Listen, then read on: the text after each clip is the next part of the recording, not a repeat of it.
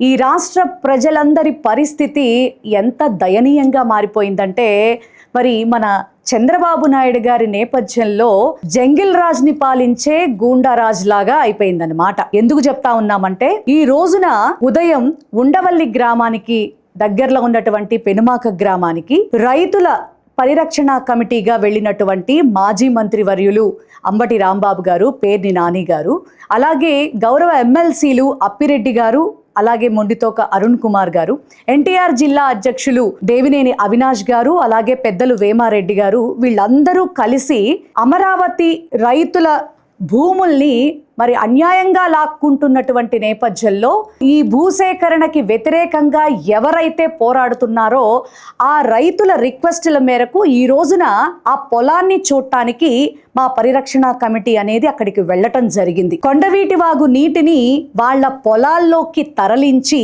వ్యవసాయం చేసుకోవటానికి కూడా వీలు కాకుండా ఆ రైతుల్ని పెడుతున్నటువంటి ఇబ్బందులు అన్నీ ఇన్ని కాదు. ఒక్కసారి ఆ పొలం యొక్క విజువల్స్ మనం ఒకసారి పరిశీలిద్దాం.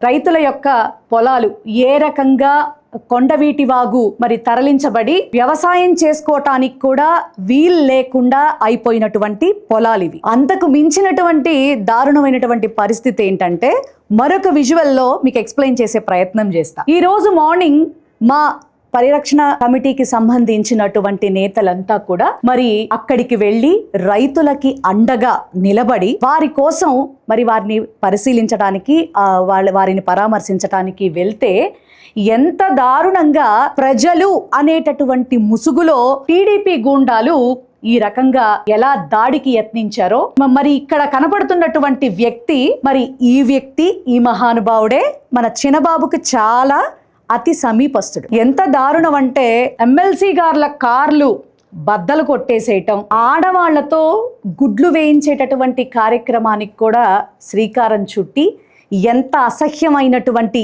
బిహేవియర్కి తెరలేపారో ఈ ఆంధ్ర రాష్ట్ర ప్రజలందరూ కూడా ఈ రోజున చూడటం, విస్మయం పొందటం కూడా జరిగింది. ఇక్కడ మనం గమనించినట్లయితే ఒక మహిళ ఏ రకంగా గుడ్లు వేస్తోందో అలాగే ఇంకొక వ్యక్తి మరి ఇంతలావు రాయి తీసుకుని ఏ రకంగా మరి దాడికి యత్నించాడో ఆ దాడికి యత్నించినటువంటి పరిస్థితుల్లో ఒక పోలీస్ కానిస్టేబుల్కి మరి గాయమైనటువంటి పరిస్థితి. మరి హుటాహుటిన అంబులెన్స్లో అతన్ని ఆసుపత్రికి కూడా తరలించినటువంటి పరిస్థితి. లా అండ్ ఆర్డర్ అటకెక్కిచ్చేశారు, పోలీసుల్ని మీ తొత్తులుగా మార్చుకున్నారు. ఎంత దారుణంగా మరి వ్యక్తుల్ని చంపేస్తా ఉన్నారు. అలాగే మీరే దగ్గరుండి వైఎస్ఆర్సీపీ నేతలందరి మీద దాడులకి ప్రయత్నం చేయించటం అనేది ఈ రోజున ఆంధ్ర రాష్ట్రంలో ప్రతి ఒక్కళ్ళు కూడా విస్మయం చెంది చూస్తున్నటువంటి పరిస్థితి. భగవంతుడు అనేవాడు ఒకడున్నాడు, చంద్రబాబు నాయుడు గారు.